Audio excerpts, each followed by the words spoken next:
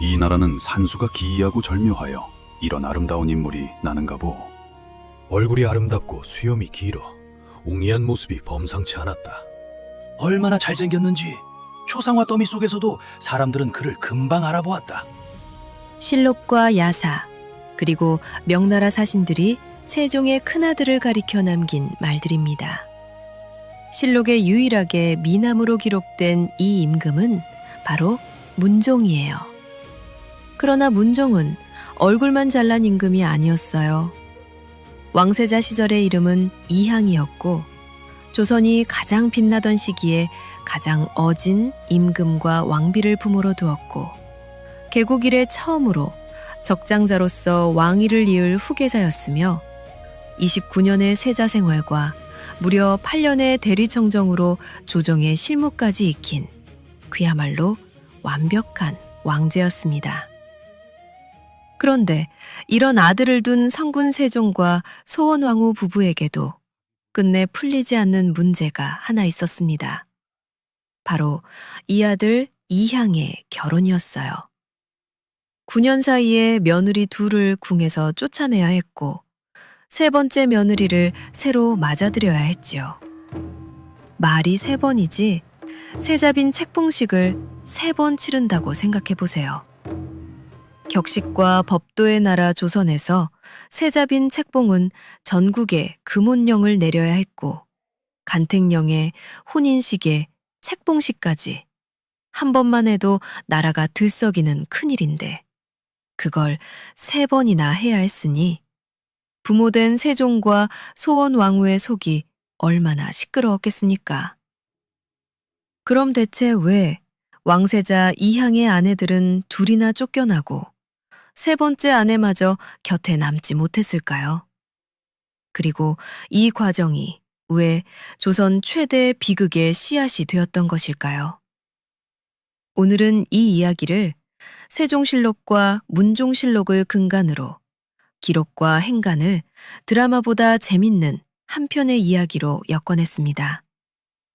역사적 기록과 각색의 경계는 영상 말미에 정확하게 정리해 드릴 테니 이야기 속으로 푹 빠져보시죠. 구독과 좋아요로 응원해 주시면 영상 제작에 큰 도움이 됩니다. 자, 그럼 첫 번째 며느리의 방에서 나온 물건 하나가 어떤 평지풍파를 일으키는지 함께 들여다보시죠. 1429년 여름, 경복궁 동궁 깊은 곳에서 작은 소동이 벌어졌습니다. 세자빈 김씨의 처소에서 향낭도 누리개도 아닌 이상한 물건이 하나 나온 거예요. 여인의 신발에서 베어낸 낡은 가죽 조각이었는데 그것도 세자빈 자신의 신이 아니라 다른 여인의 신에서 몰래 잘라낸 것이었죠. 이 작은 소동이 퍼져나가면서 궁궐은 그야말로 발칵 뒤집히게 됩니다. 그런데 이 이야기의 시작점은 2년 전이에요. 그리로 가보시죠. 1427년, 세종과 소원왕후는 14살 세자 이향의 첫 아내를 맞았습니다. 맏아들의 혼사이니 소원왕후에게는 난생 처음 치러보는 며느리 맞이이기도 했지요. 명문 안동 김씨 집안의 딸, 훗날 휘빈 김씨라 불리는 여인이었습니다. 세자빈이란 그저 아들의 부인이 아니었습니다. 장차 이 나라의 왕비가 되고 종묘의 제사를 받들며 다음 왕을 낳아야 할 자리였으니 이 혼례는 두 집안 자식의 결혼이자 나라의 다음 세대를 정하는 국가 대사였죠.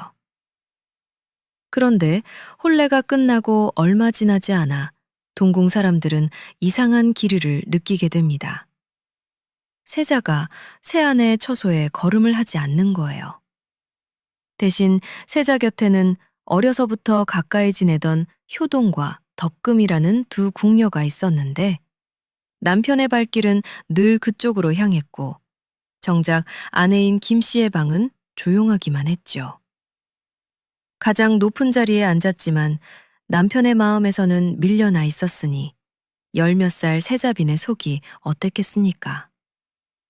김 씨는 그 두 궁녀를 몹시 시기했고 급기야 곁에서 저를 모시던 시녀 호투를 조용히 불러 앉힙니다. 세자저하의 마음을 얻을 방법이 없겠느냐. 네가 아는 것이 있거든 무엇이든 말해보아라. 호초는 민간에 떠도는 비방 하나를 속삭였습니다. 남자가 좋아하는 여인의 신을 잘라다 불에 태우고 그 재를 술에 타서 드시게 하면 그 사랑이 여인에게서 떠나 빈궁마마께로 올 것이라고 합니다. 김 씨는 이 말을 흘려듣지 않았습니다. 두 궁녀의 신을 몰래 가져다 제 손으로 가죽을 베었고 기록에 따르면 같은 일을 3차례나 되풀이했지요. 그러나 그 가죽을 태워 술에 섞는 마지막 한 걸음은 끝내 떼지 못했습니다. 기회를 엿보며 잘라낸 조각만 양낭 깊이었지 감춰두었던 거예요. 그러니까 처음에 나온 그 신발 가죽은 주술을 실행한 흔적이 아니라 실행 직전에 멈춰있던 증거였던 셈입니다. 문제는 이 물건이 언제까지고 숨겨질 수 없었다는 데 있었습니다. 세자빈의 양낭을 처음 연 사람이 다름 아닌 김 씨의 친정에서 따라온 시녀였거든요. 그 시녀의 이름은 순덕이었습니다. 친정에서부터 김 씨를 모셔온 사람이니 누구보다 안주인 편이어야 할 텐데 처소를 정리하다 무심코 챙겨든 양낭에서 나온 물건이 물건인지라 그냥 덮을 수가 없었죠.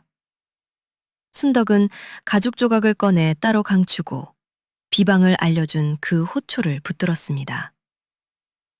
대체 누가 빈궁마마께 이런 것을 가르쳐 드렸느냐. 호초의 실토를 들은 순덕은 그만 눈앞이 캄캄해졌습니다. 궁에서 엄히 금하는 술법이 발각되는 날에는 세자빈 한 사람이 아니라 친정 집안 전체가 결단날 판이었으니까요.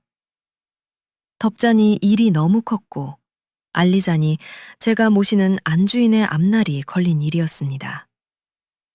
밤새 끙끙 앓던 순덕은 결국 이 일을 김 씨의 친정어머니에게 털어놓았죠. 마님, 빈궁마마 처소에서 이런 것이 나왔습니다.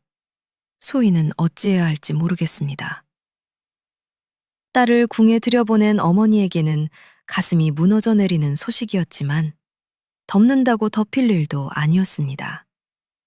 흉흉한 이야기는 이미 궁인들의 입을 타기 시작했고 이 심상치 않은 사정은 궁궐 리전을 거쳐 결국 세종의 귀에까지 올라갑니다. 세종은 이 소문을 믿을 수 없었습니다. 먼저 호투를 불러 직접 캐물었죠. 태산 같은 임금 앞에 끌려온 궁녀가 무슨 배짱으로 거짓을 아뢰겠습니까? 호초는 그간의 일을 털어놓았는데 그 입에서 신발 비방보다 더 기막힌 이야기가 하나 더 나옵니다. 신발 비방을 세자에게 먹이는 것이 용이치 않자 2번째 술법까지 알려드렸다는 거예요. 뱀이 교접할 때 흘린 전기를 수건으로 닦아 몸에 차고 계시면 반드시 남자의 사랑을 받는다고 하였습니다. 듣던 사람들의 말문이 막힐 노릇이지요. 왕세자의 아내가 남편의 사랑을 얻겠다고 뱀의 분비물까지 구하려 했다니 말입니다. 진술이 서로 맞아떨어지고 물증까지 눈앞에 놓이자 세종은 마지막으로 며느리를 불렀어요. 실록은 이 대목을 이렇게 적습니다. 임금이 중궁과 같이 김 씨를 불러 물었다. 중궁, 곧 소헌 왕후입니다. 세종은 평생 아내 소헌 왕후를 깊이 존중했던 사람입니다. 그래서 며느리의 일도 혼자 처결하지 않고 시어머니이자 내명구의 주인인 아내를 그 자리에 나란히 앉힌 거예요. 2해 전 찬란한 예복을 입고 책인을 받던 며느리가 이제 고개를 숙인 채 시부모 앞에 앉았습니다. 네가 정말 그 신을 잘랐느냐? 예, 아바마마. 태워서 세자에게 쓰려 하였느냐? 아니요, 그냥 가지고만 있었을 뿐 사용하지는 않았습니다. 물음이 하나 떨어지면 대답도 하나씩 돌아올 뿐이었습니다. 김 씨는 끝내 아무것도 부인하지 못했죠. 그 짧은 문답이 오가는 동안 소헌 왕후는 말없이 며느리의 숙인 정수리만 바라보고 있었습니다. 홀레날 곱게 단장하고 큰 절을 올리던 장남의 곁을 평생 지켜줄 사람이라 믿었던 바로 그 얼굴이었죠. 왕비는 끝내 한마디도 보태지 않았고 실록 또한 이날 그녀의 말을 적지 않았습니다. 다만 며느리의 마지막 모습을 지켜본 그 자리에 시어머니가 끝까지 함께 있었다는 사실만은 분명했어요. 며칠 뒤 세종은 신하들 앞에서 이 일을 밝히며 첫마디를 이렇게 뗐다고 전합니다. 슬프다. 어찌 이런 일이 있단 말이냐. 호통이 아니라 탄식이 먼저였습니다. 세자의 배필을 그토록 공들여 고른 것은 장차 종묘의 제사를 받들고 만백성의 어머니가 되게 하려 함이었는데 그 자리에 앉힌 며느리가 왕가에서 엄히 금하는 술법에 손을 댔으니 그것도 왕세자를 대상으로 조선의 궁궐 안에서는 도저히 용납할 수 없다는 것이었지요. 그해 7월, 김 씨는 세자빈의 자리에서 폐해져 서인이 되었습니다. 2해 전 건네받았던 책인, 그러니까 세자빈의 임명장과 도장은 도로 회수되었고 비방을 가르친 호초는 목숨으로 죗값을 치렀지요. 국문이 열리자 김 씨는 더는 세자빈이 아닌 몸으로 친정으로 돌아갔습니다. 혼례를 올린 지 겨우 2해 만이었어요. 조선이 시작된 이래 첫 번째 세자빈 폐출은 그렇게 끝이 났습니다.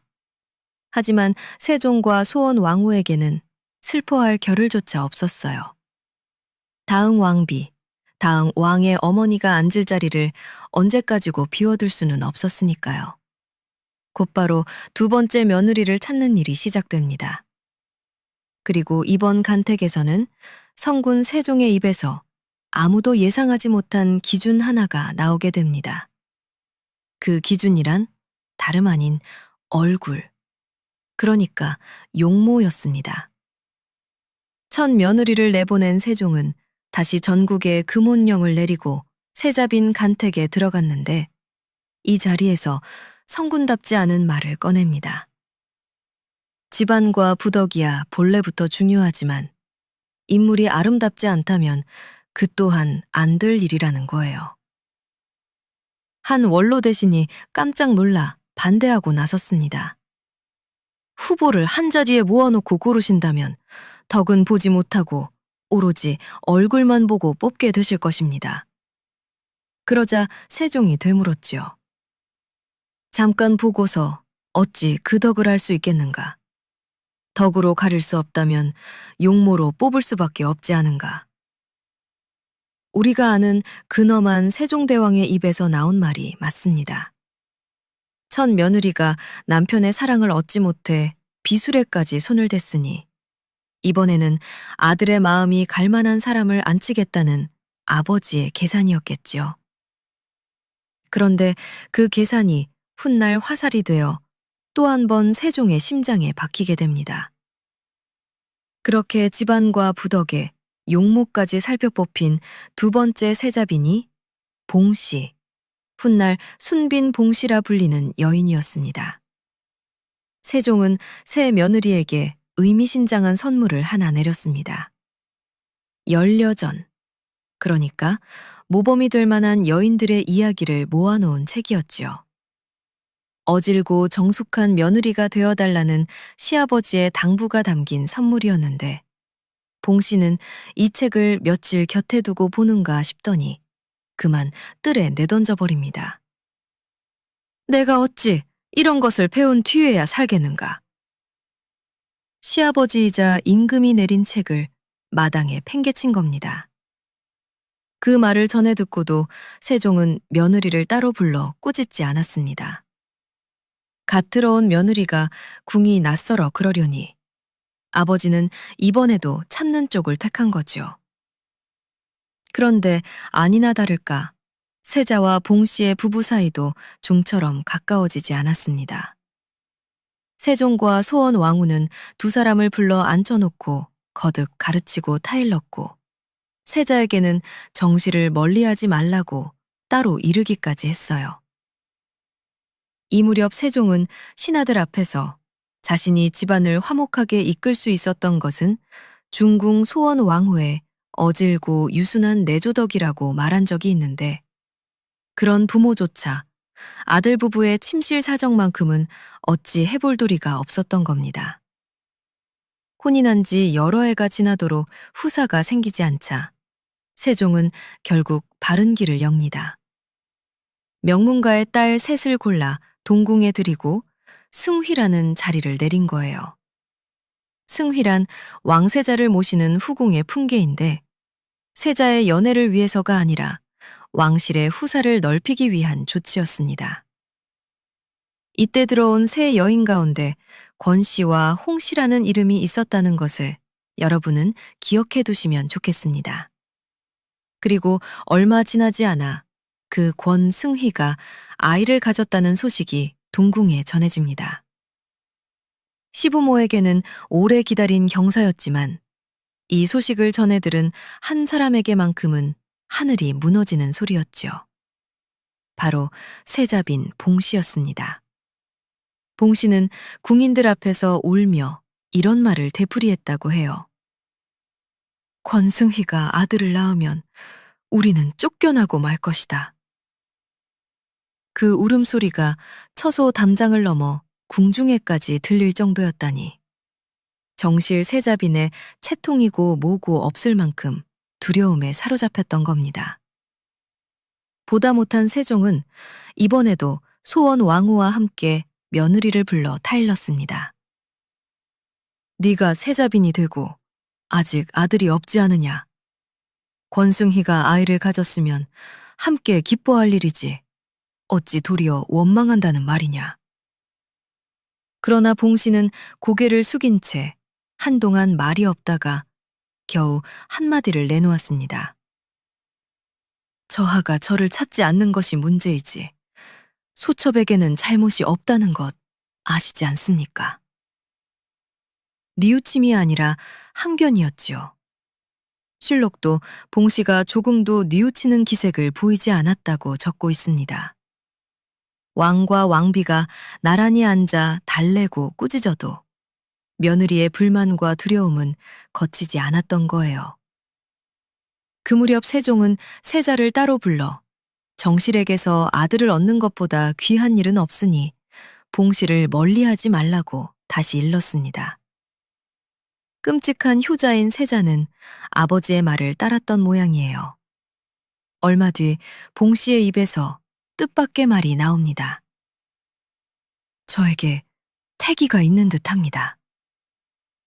후궁에 이어 정실 세자빈까지 아이를 가졌다니 궁중이 온통 기뻐했습니다. 왕실은 혹여 봉씨가 놀라 몸을 상할까 염려해 거처를 아예 중궁전 곁으로 옮기게 했는데 중궁전이 어딥니까? 바로 소헌 왕후가 사는 곳이지요. 왕비는 제 처서 가까이에 자리를 내주고 조석으로 그 몸을 살피게 했습니다. 첫 며느리를 떠나보낸 시어머니에게 이번 임신은 흔들리던 장남의 가정이 비로소 제자리를 찾는다는 신호였으니까요.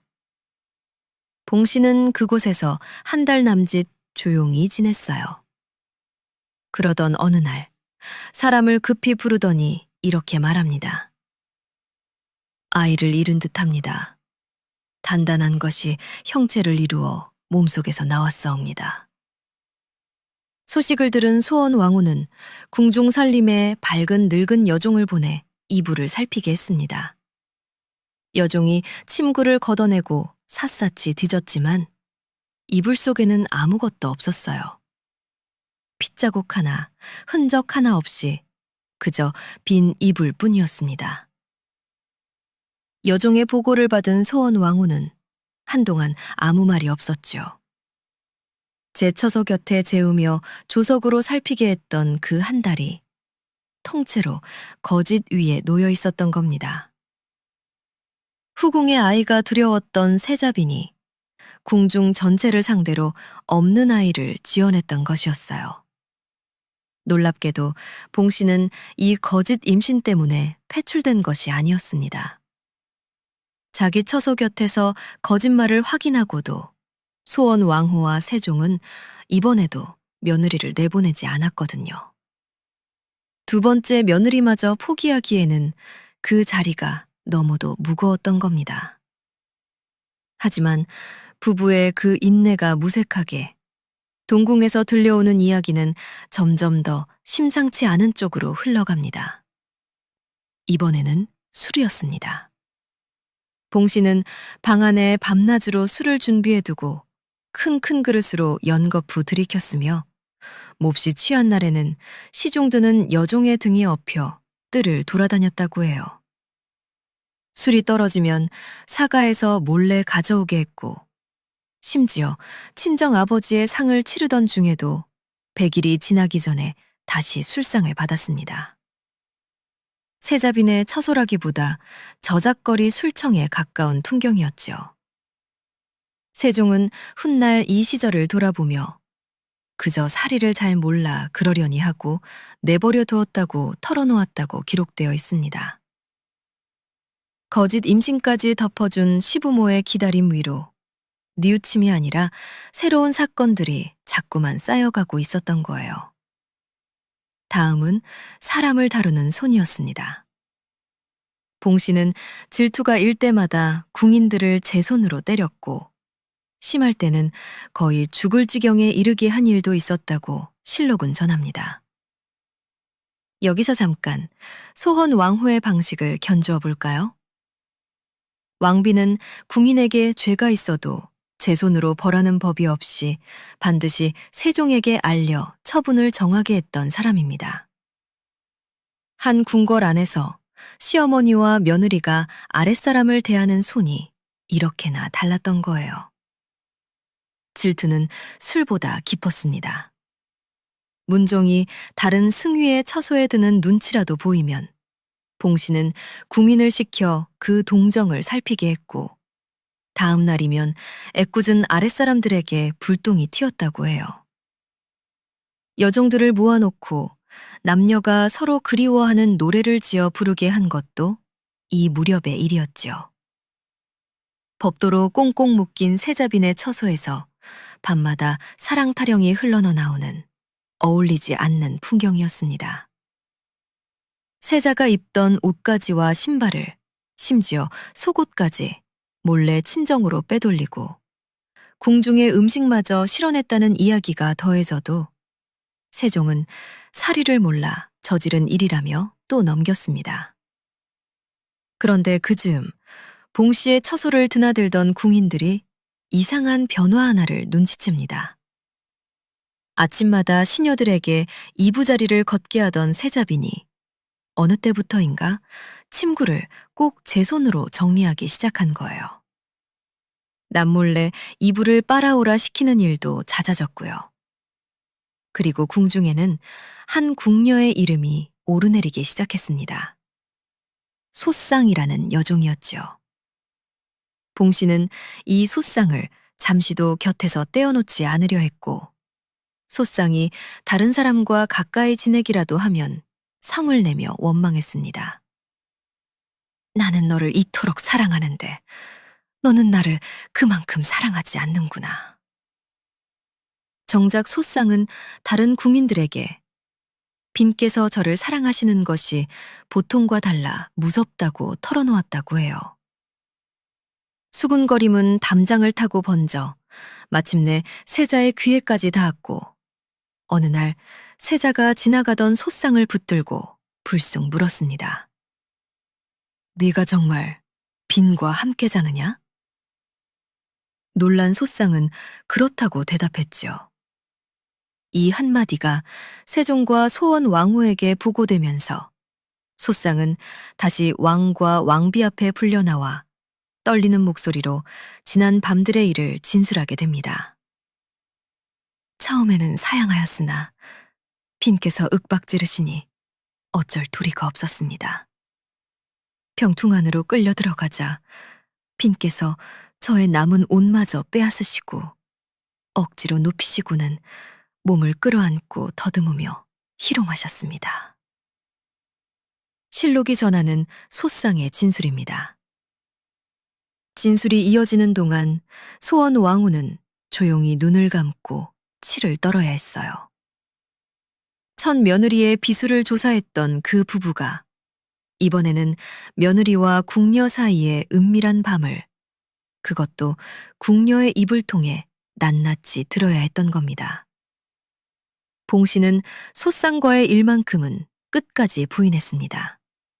그러나 매일 아침 달라진 이부자리와 여러 궁인의 증언 앞에서 의심을 거두기는 어려웠고, 게다가 벽틈으로 바깥 세상을 엿본 일 같은 다른 행실은 봉 씨 스스로도 인정했어요.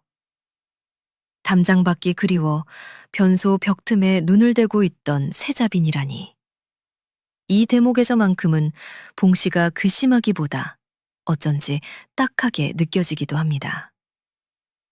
궁궐이라는 곳이 이 여인에게는 처음부터 끝까지 감옥이었는지도 모르지요. 그러나 왕실은 감상에 젖어 있을 수 있는 집이 아니었습니다.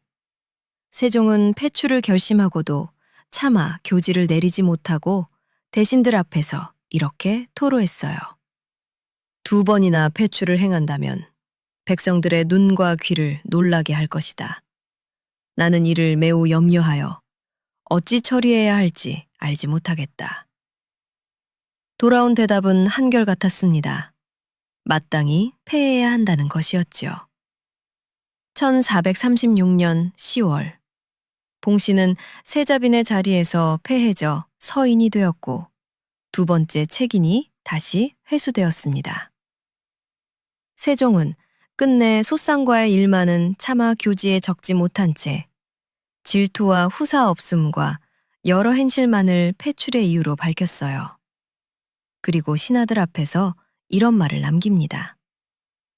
전에 김 씨를 폐하고 이제 또 봉 씨를 폐하게 두니 이는 나와 세자가 몸소 집안을 올바르게 거느리지 못한 탓이다. 임금이 만백성 앞에서 제 집안의 허물을 인정한 셈입니다. 7회를 참고 타일은 끝에 2번째 실패였으니 그 말의 무게가 오죽했겠습니까? 그렇게 봉 씨가 탄 가마가 국문 밖으로 사라졌습니다. 그런데 이야기는 그 가마를 따라가지 않습니다. 다음 이야기의 주인공은 여전히 궁 안에, 그것도 봉 씨가 그토록 두려워하던 바로 그 자리에 남아 있었거든요.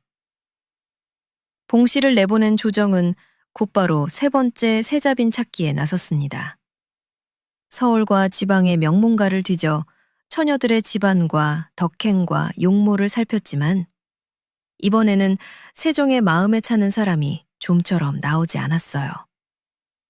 2번을 실패한 간택이니 3번째 눈이 얼마나 까다로워졌겠습니까? 그러자 대신들이 발상을 바꾸자고 청합니다. 밖에서 검증되지 않은 새 사람을 데려올 것이 아니라 이미 여러 해 동안 궁중에서 몸가짐을 보아온 세자의 후궁 가운데 세자빈을 올리자는 것이었지요. 후보는 2사람으로 좁혀졌습니다. 기억하고 계신가요? 봉 씨가 세자빈으로 있던 시절 동궁에 들어왔던 새 후궁 가운데 2사람, 권 씨와 홍 씨였습니다.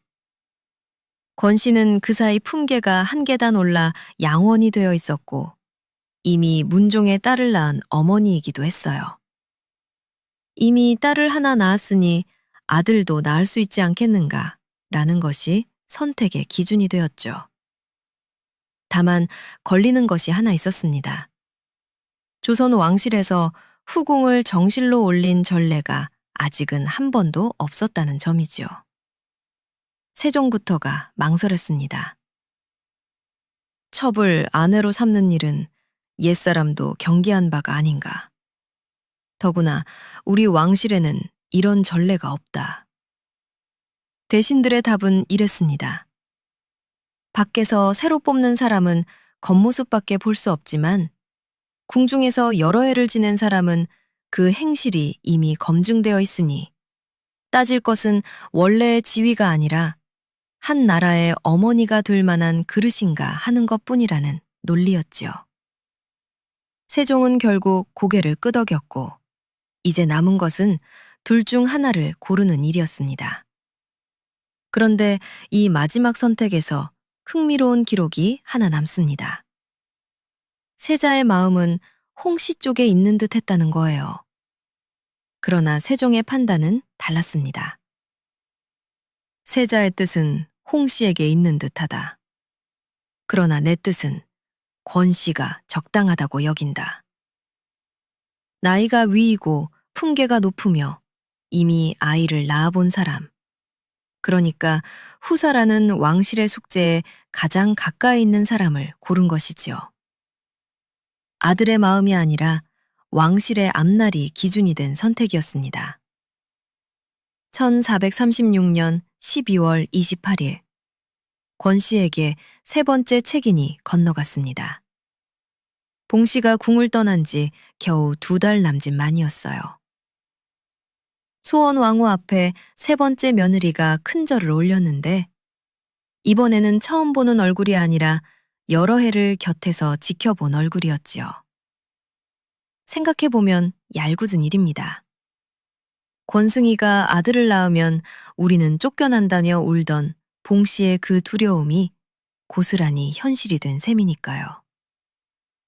봉씨가 가장 두려워하던 여인이 바로 그 빈자리에 올랐고 게다가 그 여인은 정작 남편이 마음에 두었던 사람도 아니었습니다. 세 번째 세자빈의 자리는 그렇게 사랑이 아니라 왕실의 후계라는 계산 위에 놓였던 거예요. 2번의 패출 끝에 동궁은 마침내 안정을 찾은 듯 했습니다. 이제 왕실에 필요한 것은 단 하나, 문종의 뒤를 이을 적손뿐이었죠. 한데 세 번째 책인을 받은 권씨의 이름은 그 뒤로 한동안 실록에서 좀처럼 눈에 띄지 않습니다. 앞선 두 며느리의 이름이 주술과 거짓 임신과 신문 기록으로 길게 남은 것과는 정반대였죠. 기록이 없다는 것, 왕실에서는 그것이 곧 무탈하다는 뜻이었습니다. 권씨는 말과 행동이 예법에 맞았고 시부모를 공경히 받들었으며 아랫사람들에게도 늘 낯빛을 부드럽게 했다고 훗날의 기록은 전합니다. 아침이면 중궁전에 문안을 올리고 돌아와서는 어린 딸을 돌보며 동궁 살림을 살피는 나날이 조용히 흘러갔지요. 여기서 잠깐, 이 어린 딸이 바로 훗날 계유정난 당일에 동생인 단종을 지키기 위해 수양대군의 앞을 막아선 경혜공주예요. 어느 볕 좋은 날에는 세자빈이 손수 달인 차를 받들고 중궁전을 찾기도 했습니다. 어린 딸이 치맛자락을 붙들고 따라와 할머니 앞에서 재롱을 피웠고 웃음소리가 오랜만에 중궁전 문턱을 넘었지요. 비는 아이를 참 순하게도 키웠구려. 모두 2분 부모님께서 보살펴 주신 덕분입니다. 특별할 것 없는 차 한 잔이었지만 10년 동안 며느리 처소에서 올라오는 소식에 가슴 졸이기만 했던 소원 왕후에게는 이렇게 아무 일 없는 오후는 정말 소중한 기억이었습니다. 이때 두 궁의 사랑이 두터웠다. 실록에 남은 이 짧은 평가 한 줄이 그 몇 해를 통째로 요약합니다. 여기서 두 궁이란 세종과 소헌 왕후 2분을 가리키는 말이에요. 사건으로 기록을 채운 며느리가 아니라 사건이 없어서 사랑받은 며느리였던 셈이지요. 그렇게 계절이 몇 번을 돌아 권씨가 세자빈이 된 지 5해째, 1441년 여름이 왔습니다. 그리고 그해 7월, 동궁의 자선당 앞마당에 사람들의 발걸음이 부쩍 잦아지기 시작했어요. 세자빈의 산달이 다가오고 있었던 겁니다. 1441년 7월 23일 자선당 안쪽에서 갓난아이의 울음소리가 터져 나왔습니다. 원손 아기씨가 태어나셨습니다. 아드님이십니다. 기다리고 기다리던 아들이었지요. 문종의 나이 28, 첫 혼인으로부터 14해 만에 얻은 첫 아들이었지요. 소식은 그 길로 대전과 중궁전으로 내달렸고 축하를 올리는 신하들 앞에서 세종은 기쁨을 숨기지 않았습니다. 세자의 나이가 이미 장년인데 후사가 없어 내 마음이 늘 무거웠다.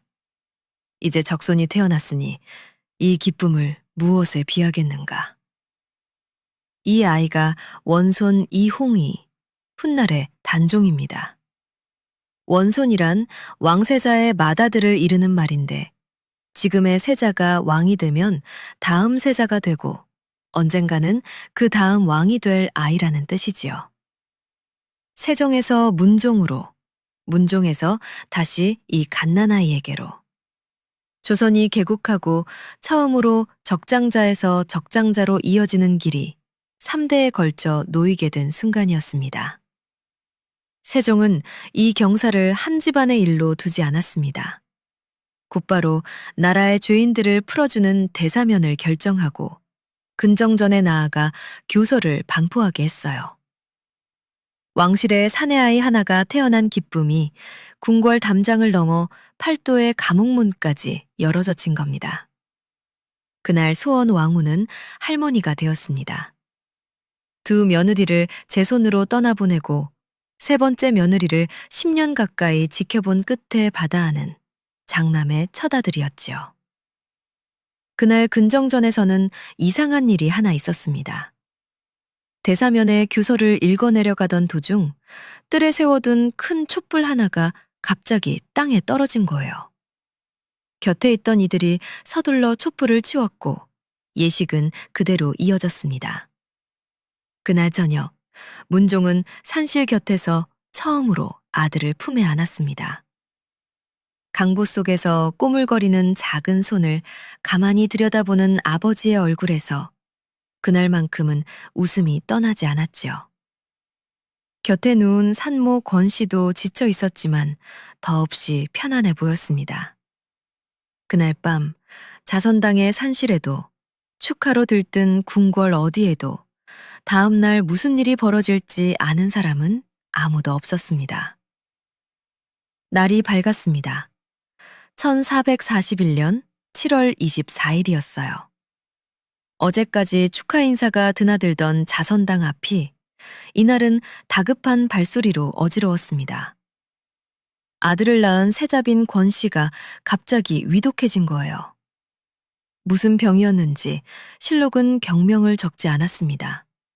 다만 훗날 권씨의 묘지문에 이렇게 남았을 뿐이지요. 병이 갑자기 일어나 의원이 미처 약을 쓰지 못하였다. 소식을 들은 세종은 그날 하루 잠깐 사이에 2번, 3번 몸소 며느리의 병상을 찾았습니다. 시아비인 임금이 한나절에 며느리의 병상을 거듭 찾았다는 이 짧은 기록만으로도 그날의 다급함이 고스란히 전해집니다. 그러나 의원의 약도 임금의 발걸음도 소용이 없었어요. 권씨는 아들을 낳은 바로 다음 날 24세 나이로 자선당에서 숨을 거두고 맙니다. 첫 며느리 김씨를 내보낼 때에는 죄를 묻고 결정을 내릴 시간이라도 있었습니다. 두 번째 며느리 봉씨 때에는 7회를 참고 타이르다 마지막에 판단을 내렸지요. 그러나 이번에는 물을 죄도 내릴 결정도 붙잡을 시간도 없었습니다. 죽음은 왕과 왕비에게 아무것도 묻지 않고 며느리를 데려갔으니까요. 권씨가 죽었다는 소식이 전해지자 임금 내외는 수라를 패했고 궁중 사람들 가운데 울지 않는 이가 없었다고 실록은 적고 있어요. 소원 왕후의 슬픔이 어떠했는지 길게 말을 보탤 이유가 없습니다. 들어온 수라상이 손도 닿지 않은 채 그대로 물러났다는 사실 하나면 충분하니까요. 산실문은 닫혔고 하루 전 세상을 울리던 갓난아이는 영문도 모른 채 잠들어 있었습니다. 태어나 처음 맞는 아침에 어머니를 잃은 아이였지요. 장례를 의논하는 자리에서 예조가 아뢰었습니다. 왕세자빈의 상에는 정해진 전례가 없다는 것이었어요. 그때 세종의 입에서 나온 말이 실록에 남아 있습니다. 비는 나와 한 집에 살던 며느리다. 어찌 차마 남처럼 보내겠는가. 왕과 왕비도 몸소 소복을 입고 며느리의 죽음을 애도하기로 했습니다. 임금 내외가 세자빈을 위해 상복의 예를 갖춘 전례 없는 장례였지요. 장례는 왕세자빈의 격을 넘어서는 예로 치러졌습니다. 빈소가 차려지고 조정의 일이 며칠 멈추었으며 발이 나는 날에는 곡소리가 궁문 밖까지 이어졌지요. 상여가 궁을 떠나던 그 시각에도 자선당의 갓난아이는 아무것도 모른 채 유모의 품에 안겨 있었습니다. 저를 낳아준 어머니가 어떤 사람이었는지, 어떤 길로 떠났는지 이 아이는 평생 기억하지 못할 것이었어요. 어머니의 얼굴 한번 보지 못한 채 시작된 삶이 조선의 다음 임금이 될 아이의 첫걸음이었습니다. 그리고 이 모든 슬픔의 한가운데에는 하루 사이에 첫 아들을 얻고 아내를 잃은 28살의 세자가 있었습니다. 3번 아내를 맞아 2번은 부모의 결정으로 떠나보냈고 마지막 한 사람은 이렇게 죽음에 빼앗긴 남자였지요. 실록은 이날 문종의 울음을 따로 적지 않았습니다. 그러나 이 죽음이 그의 가슴에 얼마나 깊이 남았는지는 이야기의 뒷부분에서 여러분이 직접 확인하시게 될 거예요. 떠난 며느리에게는 현덕이라는 시호가 내려져 이제 사람들은 그녀를 현덕빈이라 부르게 됩니다. 그리고 그 곁에는 3번째 책임과 함께 어머니 없는 갓난 원손이 남았습니다. 그래도 아직 이 아이에게는 할머니가 있었습니다. 어미 잃은 원손을 궁이 내버려둘 리는 없었지요. 세종의 후궁인 혜빈 양씨가 아이를 맡아 제 자식처럼 품에 안아 길렀고 수많은 궁인이 그 곁에서 먹이고 재우며 하루하루를 돌보았습니다. 그러나 아이를 먹이고 재우는 사람과 왕실 전체를 한 가족으로 묶어주는 어른은 같은 자리가 아니었습니다. 그 시절 궁궐의 가장 높은 여성 어른은 여전히 소헌 왕후였고 어머니 자리가 빈 원손에게 할머니로 남은 사람도 그녀였지요. 위로는 할아버지 세종이 건재했고 아버지 문종은 대리청정으로 나라디를 도맡아 처리하고 있었으니 아이의 둘레는 아직 든든했습니다. 그렇게 왕실은 조금씩 제 리듬을 되찾아갔어요. 원소는 걸음마를 떼고 말을 배우며 무럭무럭 자랐고 계절은 몇 번이고 무심히 돌아왔습니다. 그 몇 해 동안 소원 왕후에게 이 손자가 어떤 존재였는지 실록은 따로 적지 않았습니다. 다만 헤아려 볼 수는 있지요. 2 며느리를 내보내고 3번째 며느리마저 잃은 끝에 남은 장남의 하나뿐인 혈육이었으니까요. 어미 없이 자라는 손자를 바라보는 할머니의 마음이 어떠했을지는 굳이 말로 풀지 않아도 자식 키워보신 분들이라면 짐작하실 겁니다. 그런데 1446년 3월 24일 그 둘레에서 또 한 사람이 빠져나갑니다. 소원 왕후가 세상을 떠난 겁니다. 52의 나이였고 눈을 감은 곳은 궁궐이 아니라 둘째 아들 수양대군의 집이었어요. 병이 깊어져 아들의 집에 거처를 옮겨 요양하던 중이었지요. 왕비의 죽음에 왕세자와 대군들이 소복을 입고 아침 저녁으로 곡했고 종친과 문무백관이 뒤를 따랐습니다. 누구보다 깊이 상심한 사람은 세종이었습니다. 12살의 혼인에 38해를 함께 산 아내이자 며느리들의 일을 늘 곁에서 같이 감당해준 사람이었으니까요. 아내를 보낸 뒤로 세종의 건강도 눈에 띄게 기울기 시작합니다. 며느리 셋을 맞아 둘을 차례로 내보내고 마지막 하나를 죽음에 빼앗기고 어미 없는 손자 곁에 할머니로 남았던 소원 왕후가 이번에는 자신이 먼저 6살 손자를 남겨두고 떠난 거예요.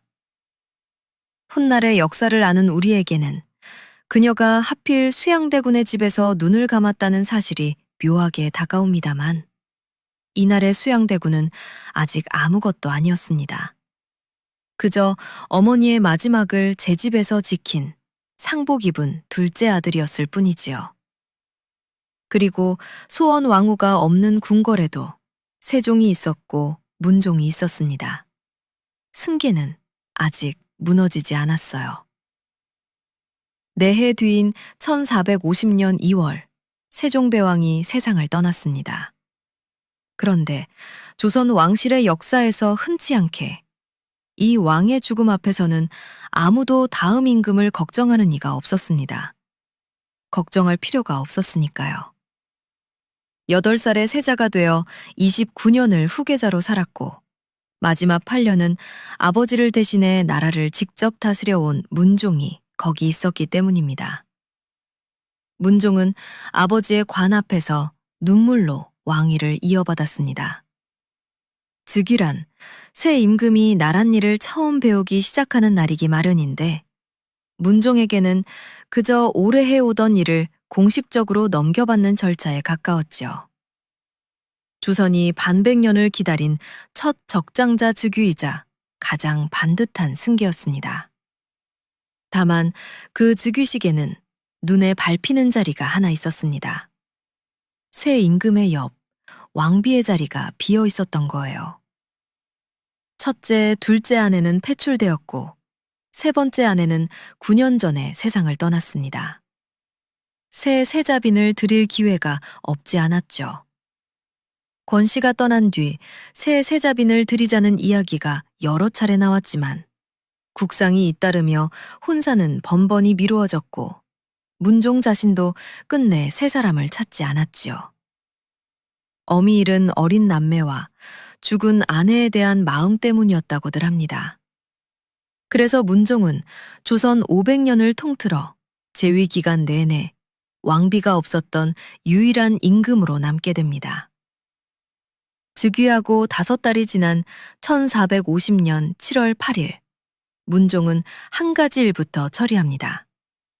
죽은 아내 현덕빈의 이름을 바로잡는 일이었어요. 교지의 취지는 이러했습니다. 배필을 중히 여기고 정시를 높이는 것은 예나 지금이나 다르지 않다. 어찌 살았을 때와 죽었을 때가 다르겠는가. 그렇게 현덕빈 권씨는 현덕 왕후가 되었습니다. 살아서는 끝내 앉지 못했던 왕비의 자리를 죽은 지 9해 만에 이름으로 남아 받은 셈이지요. 세자빈의 책인으로 시작했던 세 번째 며느리의 이름이 왕후의 책보로 완성된 순간이었습니다. 책보가 올려지던 날, 문종은 죽은 아내의 일을 산 왕비의 책봉과 똑같은 격식으로 종묘에 고하게 했습니다. 신하들 가운데 누구도 토를 달지 않았지요. 3번의 혼인 끝에 홀로 남은 임금이 죽은 아내에게 해줄 수 있는 마지막 예우라는 것을 조정에 모두가 알고 있었으니까요. 자, 여기서 잠깐 짚어보지요. 흔히 단종의 비극을 이야기할 때 세종의 계획이 무너졌다고들 합니다만 왕위를 물려주는 일만 놓고 보면 사실은 정반대였습니다. 준비된 후계자 문종이 정확히 왕위를 이었고 그 문종에게는 다시 왕위를 이을 10살 적장자가 자라고 있었으며 조정에는 세종이 길러낸 신하들이 그대로 남아 있었으니까요. 가족은 하나둘 세상을 떠났지만 제도와 승계는 놀랍도록 반듯하게 굴러가고 있었던 겁니다. 이제 필요한 것은 단 하나, 시간이었습니다. 아들 이홍이가 어른이 될 때까지 아버지 문종이 왕절을 지켜주기만 하면 되는 일이었지요. 그러나 문종에게 허락된 시간은 2년 4개월이 전부였습니다. 1452년 5월 14일, 문종이 세상을 떠났습니다. 등에 난 종기가 깊어진 끝이었지요. 아들이 어른이 될 때까지 왕자를 지켜주기만 하면 됐던 아버지가 39의 나이로 먼저 눈을 감은 겁니다. 문종은 마지막까지 아버지 노릇을 놓지 않았습니다. 병상에서 황보인과 김종서를 비롯한 늙은 대신들을 불러앉히고 마지막 부탁을 남겼습니다. 경들에게 어린 아들을 부탁하오. 부디 저 아이를 지켜주시오. 지편전에서 함께 밤을 새우던 학자들에게도 힘을 보태달라 당부했지요. 왕이 사라져도 나라가 멈추지 않도록 아들을 지킬 사람들을 곳곳에 심어두고 떠난 거예요. 나흘 뒤인 5월 18일, 근정문에서 새 임금이 즉위했습니다. 12살의 단종이었지요. 어린 임금의 즉위 교서에는 이런 대목이 남아 있습니다. 과인이 어린 나이에 상중에 있으면서 수많은 나란 일을 어찌 처리해야 할지 알지 못한다. 모든 일을 대신들에게 물어 선왕의 법도를 따르고자 하니 경들은 힘써 과인을 도우라. 그리고 실제로 나라는 멈추지 않았습니다. 황보인과 김종서가 국정을 챙겼고 세종이 다져놓은 제도는 그대로 굴러갔으며 궁 안에는 아기 때부터 단종을 길러온 혜빈 양씨와 궁인들이 있었지요. 12살 임금의 곁에 사람이 없었던 것이 결코 아니었던 겁니다. 그런데도 이 그림에는 다른 임금들에게는 있었던 것이 하나 빠져 있었습니다. 바로 가족. 그 중에서도 어린아음을 제 목숨처럼 지켜줄 왕실의 직계 어른이었어요. 어머니 현덕왕후는 단종이 태어난 다음 날 세상을 떠났고 할머니 소원왕후는 그가 6살 되던 해에, 할아버지 세종은 10살 되던 해에 떠났으며 이제 아버지마저 없었습니다. 만약 문종이 새장가를 들었더라면 어린언 곁에 대비, 그러니까 왕실의 최고 어른이 남았을 텐데 3번의 혼인에서 3번 다 아내를 잃은 문종은 끝내 4번째 아내를 맞지 않았지요. 신하는 어디까지나 신하일 뿐 부모와 주부모의 자리를 대신할 수는 없는 법입니다. 그 대신 궁궐 바깥에는 다른 어른들이 있었습니다. 세종과 소원왕후가 낳은 장성한 대군들, 그러니까 어린 임금의 숙부들이었지요. 그 가운데 가장 야심만만한 사람이 둘째 수양대군이었습니다. 이쯤에서 세종과 소원왕후의 집안을 한번 헤아려 보지요. 두 사람 사이에서만 8 아들과 2 딸이 태어났고 후궁 소생까지 더하면 세종의 자녀는 무려 18 아들에 4딸, 22명에 이릅니다. 가지 많은 나무에 바람 잘 날 없다더니 이 집이 꼭 그랬어요. 오늘 보신 2 세자빈만이 아니라 넷째 이명대군의 아내도 막내 영흥대군의 아내도 세종의 결정으로 내보내졌으니 이 아버지는 평생 자식들의 혼사와 씨름하다 간 셈이지요. 그래도 세종과 소원왕후가 살아있는 동안에는 그 많은 가지가 한 그루 나무로 서 있었습니다. 문제는 뿌리가 사라진 다음이었어요. 오늘 이야기의 바깥이지만 한 가지만 미리 말씀드리면 이 가지들은 훗날 서로 부딪히다 못해 형제와 조카 사이에 피바람까지 부르게 됩니다. 그리고 그 바람의 한가운데 지금 어린 임금 곁에 서 있는 저 숙부들이 있었지요. 어린 임금이 즉위한 뒤의 궁궐을 한번 그려보세요. 어전에서는 백발의 대신들이 어린 왕을 대신해 크고 작은 정사를 결정하고 그 결정이 쌓일수록 종친들 사이에서는 불만도 함께 쌓여갑니다. 문안을 올리러 입궐한 숙부들은 조카인 임금 앞에 신하의 예로 엎드리지만 예를 마치고 물러나는 그 걸음들이 다 같은 마음이었다고는 아무도 장담할 수 없었죠. 12살 임금은 그 어른들 틈에서 물어볼 부모도 기댈 조부모도 없이 혼자 옥자를 지켜야 했습니다. 밤이 되어 편전에 불이 꺼지면 그 넓은 궁궐에 12살 아이가 혼자 남았습니다. 낮에는 만인의 임금이지만 저녁 문안을 올릴 어른도 하루의 일을 털어놓을 부모도 없는 아이였지요.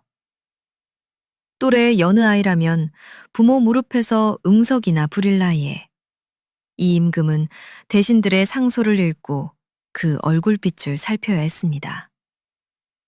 가만히 보면 공교로운 배치입니다. 왕좌에 앉은 어린 임금도 소원 왕후의 손자여 그 왕좌를 둘러싼 힘센 숙부들도 모두 소원 왕후의 아들들이었으니까요. 한 어머니의 핏줄이 왕과 신하로 갈라져 마주서게 된 궁궐이었습니다. 그 바람이 언제, 어떻게 불어닥치는지 우리는 이미 알고 있지요. 하지만 오늘 이야기는 그 문 앞에서 멈추겠습니다. 여기서 멈추어야 비로소 보이는 것이 있거든요. 돌아보면 세자빈의 채기는 3번 주인을 찾아갔습니다. 첫 번째 채기는 잘린 신발 가죽과 함께 회수되었고, 두 번째 채기는 7회의 기다림 끝에 도로 거두어졌으며, 세 번째 책임만이 끝까지 주인 곁에 남아 9회 뒤 왕후의 책보가 되어 돌아왔지요. 그리고 그 3번의 책인이 지나간 자리에 왕좌에 앉은 12살 아이가 남았습니다.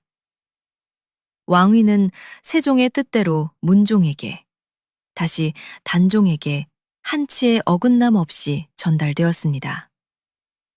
조선 역사의 가장 위대한 임금이었던 세종이 준비한 후계자도, 신하도, 제도도 모두 제 몫을 해냈어요.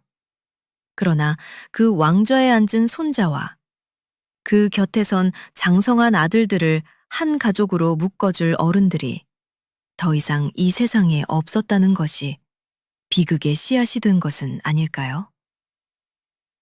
자, 이제는 오늘 이야기의 역사적 기록과 각색을 정리해 드릴게요.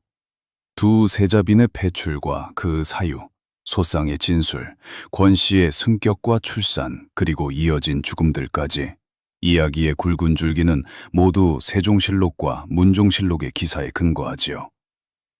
첫머리에 들려드린 인물평 가운데 산수가 빼어나 아름다운 인물이 난다는 말은 세종실록에 실린 명나라 사신의 찬탄이고, 수염이 길어 웅이하다는 묘사와 초상화 더미에서 문종을 알아보았다는 일화는 훗날의 문헌인 연려실기술과 용제총화가 전하는 이야기입니다.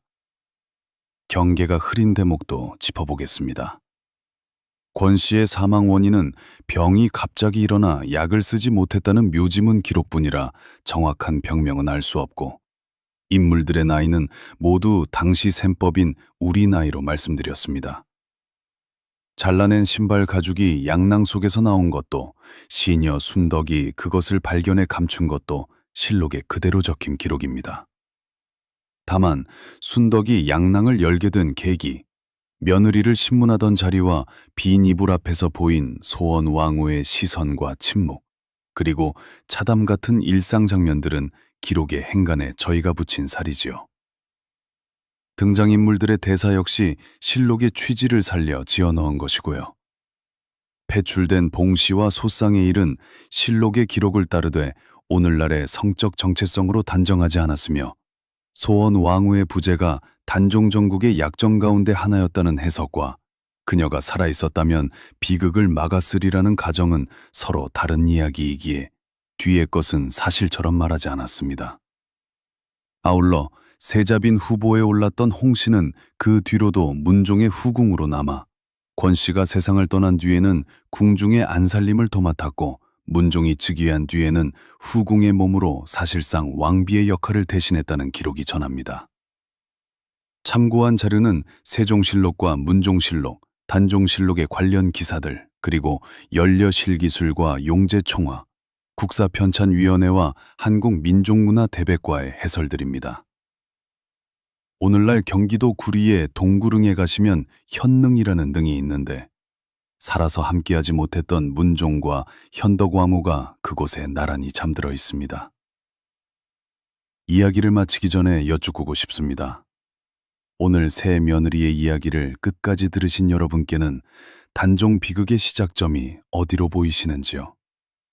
수양대군이 움직인 그날인지, 문종이 네 번째 혼인을 접은 순간인지, 아니면 그보다 훨씬 전 어느 지점인지요?